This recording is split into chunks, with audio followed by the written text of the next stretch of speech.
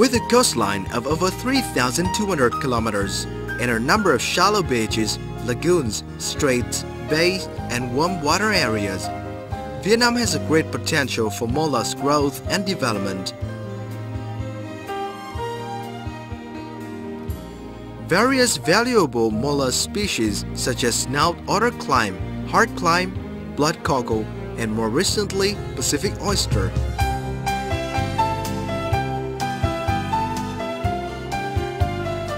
have long been introduced into large-scale aquaculture by the people living in coastal areas and islands. These commercial mollusks have met the food safety and environmental requirements of international customers.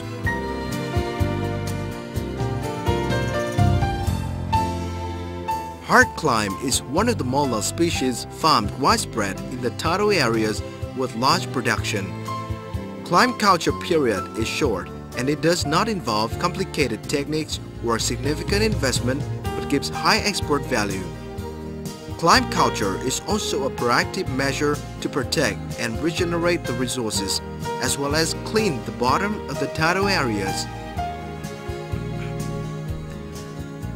Heart clams are commonly found in the sand and mud.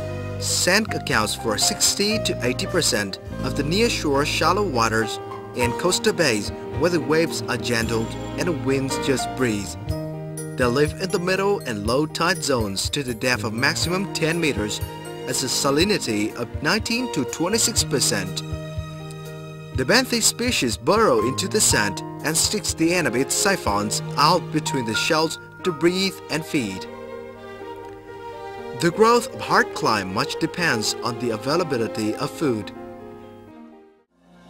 They also grow faster in oxygen-rich estuaries than the high tide zone. Vietnamese scientists have developed artificial production procedures for disease-free clam spots. To ensure quality and food safety, a number of clam grow-out areas in Sóc Trăng, Bến Tre, Tiền Giang have been redesigned in line with global GAP standards. By meeting the non-chemical and antibiotic residue criteria and contributing to the environmental protection, the clam fishery of Vietnam has been certified by MSC, which paved a way for the country's clam products to expand the presence at large supermarkets in Europe, where MSC goods are popular. Heart clam is harvested from the grounds and brought to the processing plant. After being soaked into water to get rid of sand and organic matter, heart clam shell is constantly washed up and placed on the feeding belt of the freezer, freezed, weighed, and packed for export. Heart clam can also be steamed, shucked, and put in bags with or without other seafood items such as squid and shrimp to make popular seafood mixed product and shipped to major markets in the world.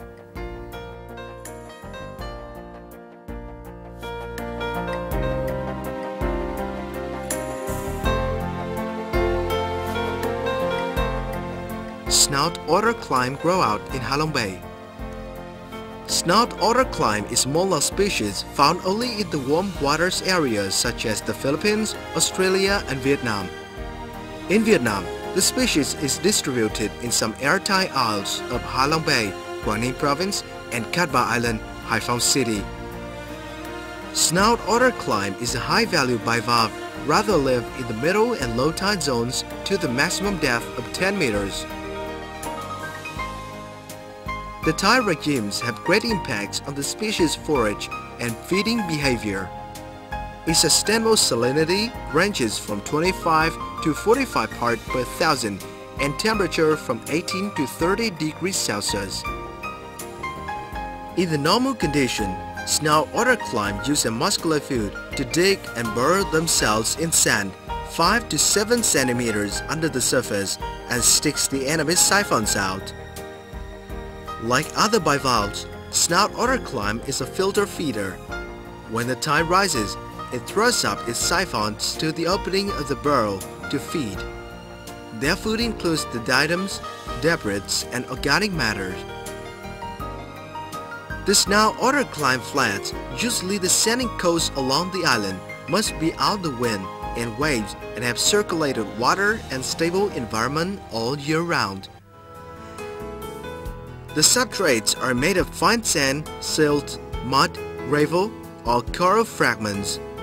Clam flats must not be exposed to any sources of fresh water that makes the salinity reduced to below 25% or any effluents discharged from the industries and communities.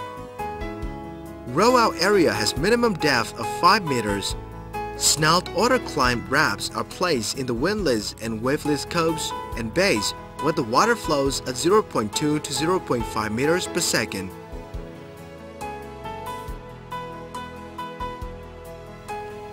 Healthy snout otter clams bats, uniform in size and with ivory white shells, are purchased from hatcheries or collected in the wild. The most suitable spats for grow-out are those at second stage with a shell length ranging from 2.5 to 3 centimeters. Management and grow-out. For bottom culture techniques, the surrounding mesh must be regularly checked and cleaned to get rid of algae and seaweed.